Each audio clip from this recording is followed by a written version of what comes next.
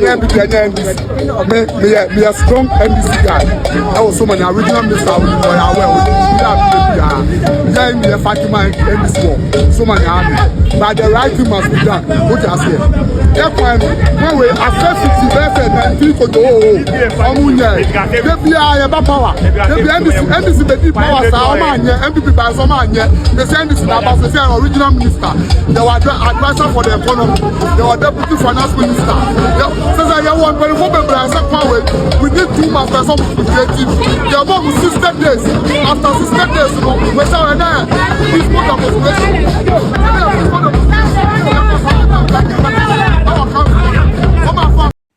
Ebusia Ndra Krobo Youth Eddie demonstration kesi abiasi so enya seketwa ni omo ka kire aban ne se omo ye Krobo Youth they have been voting for the NDC for so many years.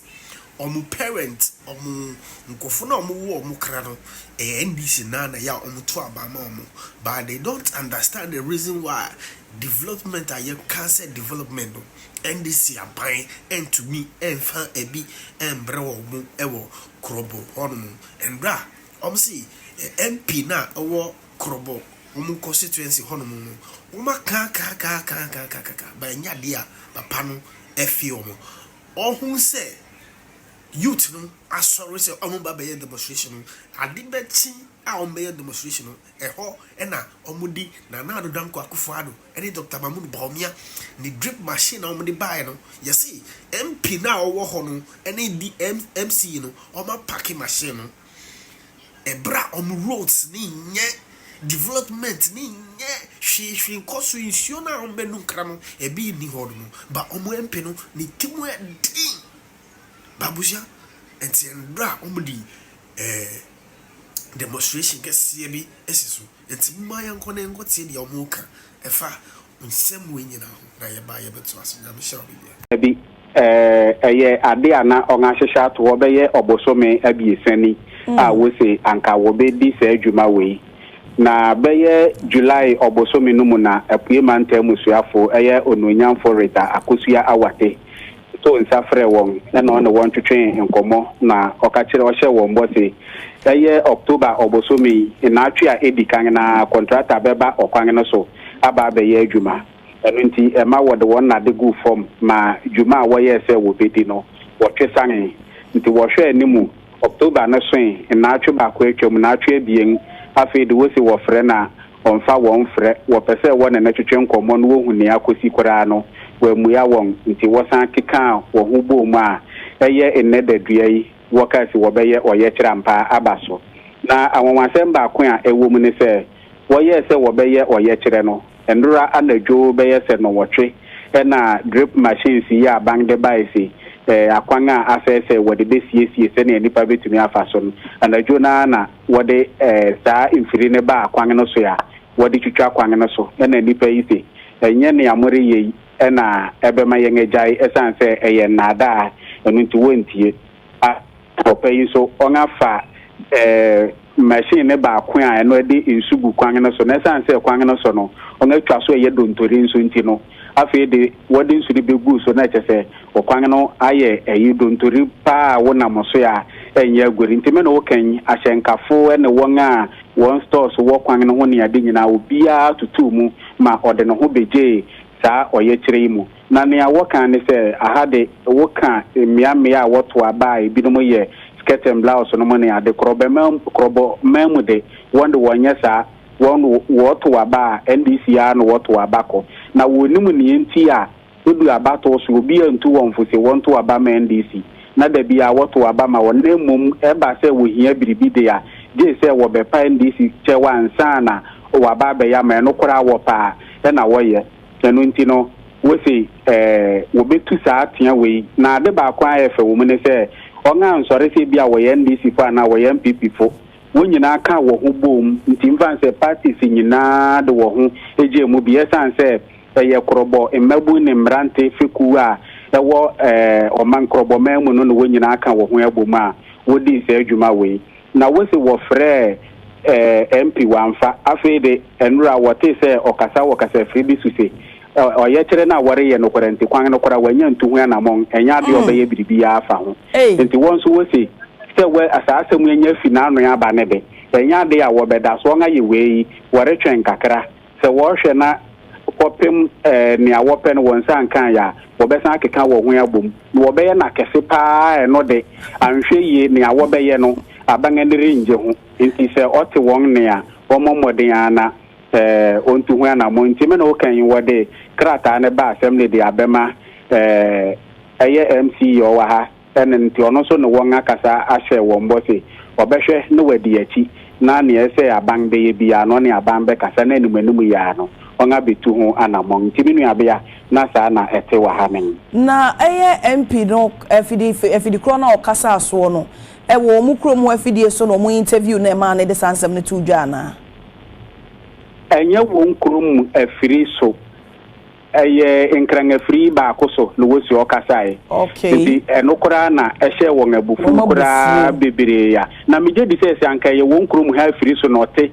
na oka sa asem ranka menye ni se anka bi okasa wi okro betumi apu afi ho etan se hade won fa ne ma bi ndi agori wa no besi na no wo ho de dawo nti wosi wore twen se ampa se ne awaka no de beye adwuma won so won hyehyɛ yo nga hyehyɛ no won so wode beye adwuma wo ma so mudwere makrobo mamu hada e kopem se wo beye won kwan ama won okay yo eben me de ubesi ya say na what do we near the eche de be fi ma ba bia so ma UTV na hwefo so hu bi I've been voting for the NDC party for years, and I think this is the right time for us to cry onto the president to come to our aid. Ekwan we are wa unam so sisi obehu futu. Most of the stores, the shop owners close their shops. Their shops. Now, the drivers are crying. Taxi drivers are crying. Okada riders are crying. Store owners are crying. Plug-in drivers are crying. Almost every citizen here is suffering because of the dusty nature of the road. When Tina demonstration say they're sending information to the president, say we know he has done well by giving us so many appointees from Krobodumase this year.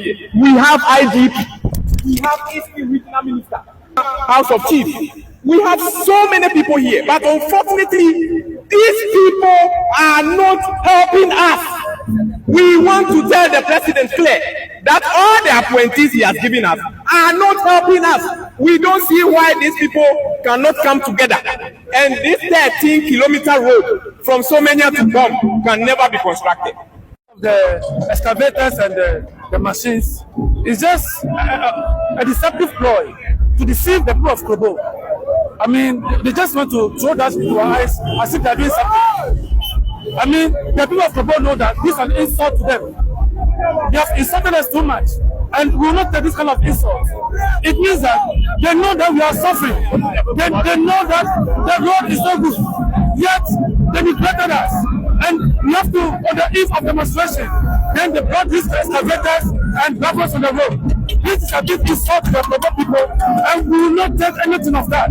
We are not happy, and we are here in our numbers to demonstrate to the government and to the people that enough is enough. We are not happy. This is a stronghold of the NDC, and we expect them for at least, construct our roads to provide our needs. But the NDC, anytime they come, they regret us. That does also mean that the NPP too are doing anything better. Because the NPP and NDC, they always regret us when they come to government. So the people have spoken. They are out in their numbers. They have shown their displeasure. We are not happy. We are not happy with government. So this is why we are here.